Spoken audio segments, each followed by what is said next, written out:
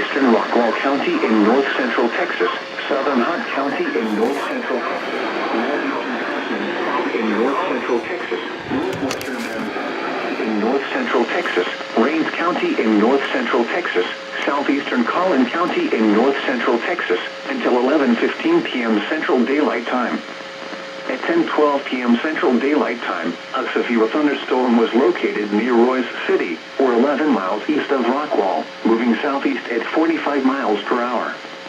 Hazard, ping-pong ball-size hail. Source, radar indicated. Impact, people and animals outdoors will be injured. Expects damage to roofs, siding, windows, and vehicles. Locations impacted include Wills Point, Roy City, Fett, Grand Saline, West Tawakoni, Edgewood, Quinlan, Caddo Mills, Emory, East Tawakoni, Hawk Cove, Fruitvale, Lake Tawakoni State Park, Nevada, Point, Josephine and Lone Oak. This includes Interstate 30 between mile markers 73 and 89.